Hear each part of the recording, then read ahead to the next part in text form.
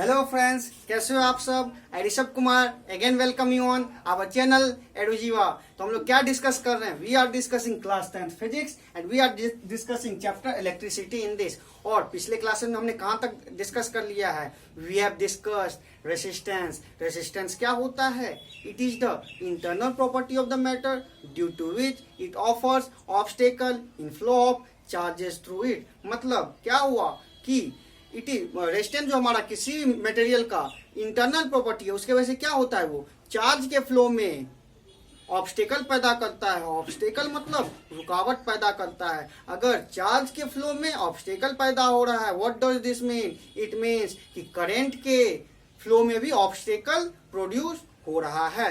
अब हमने देख लिया था उसका एसआई यूनिट ओम देख लिया था। दूसरा हमने देख लिया था कि रेजिस्टेंस कौन कौन से फैक्टर पे डिपेंड करता है, कौन कौन से। फर्स्ट, लेंथ पे, resistance is directly proportional to length. जितना लंबा वायर या जितना लंबा कंडक्टर उतना ज्यादा रेजिस्टेंस। दूसरा, resistance is inversely proportional to area of cross section.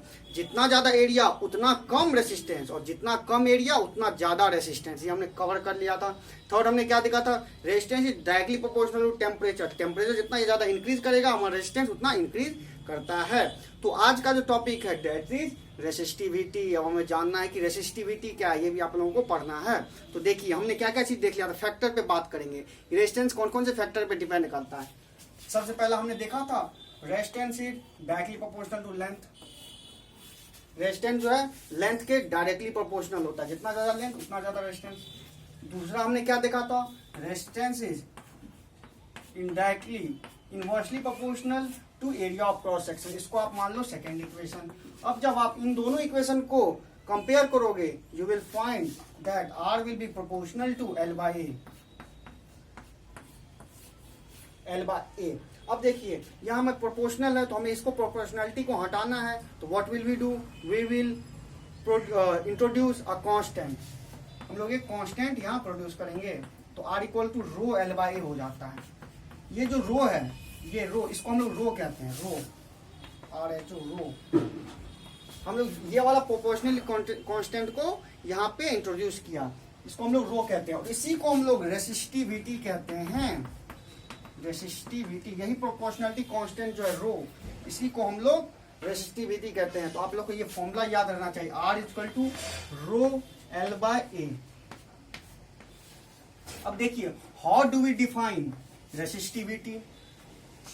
देखिए रेसिस्टिविटी को हम लोग कैसे डिफाइन करते हैं, it is the resistance per unit length of a unit cross section of material. मतलब क्या हुआ, ये कोई भी मटेरियल का रेसिस्टेंस है पर यूनिट लेंथ। जब हमारा वायर का या रॉड का लेंथ 1 मीटर हो और area of cross section 1 metre square हो, तो वही हम लोग हमारा रेसिस्टिविटी कहला जाएगा। तो you can define resistivity as the resistance per unit length of a unit cross section of material and you have to remember this formula R is equal to rho L by A।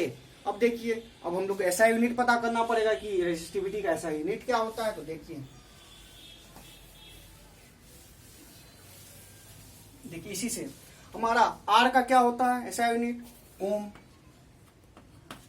Resistivity का हमें निकालना है, resistivity length का metre, area का metre square.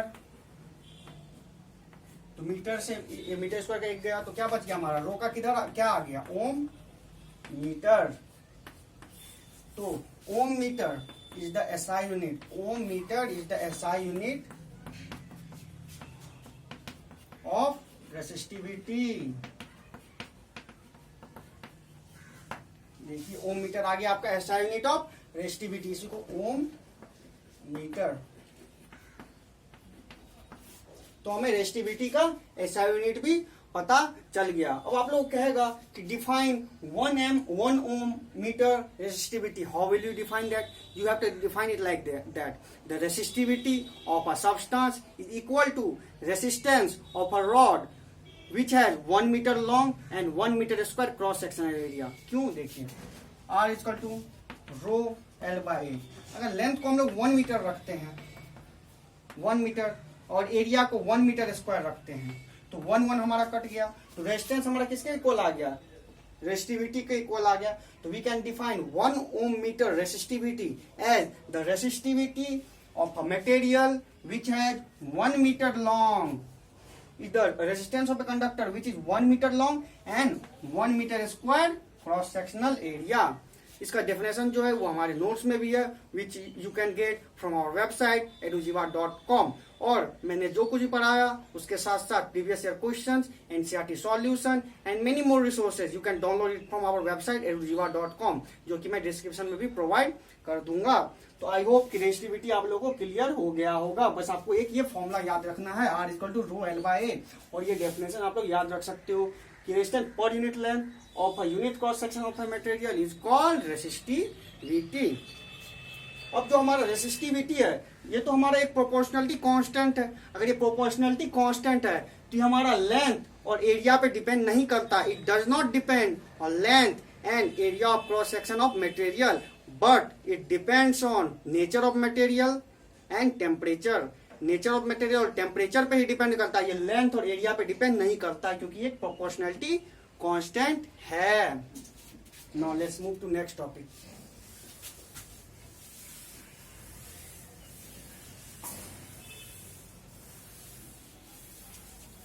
हाँ, एक चीज और, हमारा जो जो बेस्ट कंडक्टर कौन सा होता है? Silver. Silver is the best conductor of electricity. तो इसका रेसिस्टिविटी जो होता है वो सबसे कम होता है। तो हमारा सिल्वर का जो रेसिस्टिविटी होता है that is 1.6 into 10⁻⁻6 ohm metre. ये हमारा सिल्वर का है रेसिस्टिविटी। सिल्वर का रेसिस्टिविटी 1.6 इंटू 10⁻⁻8 होता है। 1.6 into 10⁻⁸ ohm metre it is the resistivity of silver. और ये हमारा सबसे कम है, इससे कम किसी का नहीं होता, क्योंकि silver is the best conductor of electricity.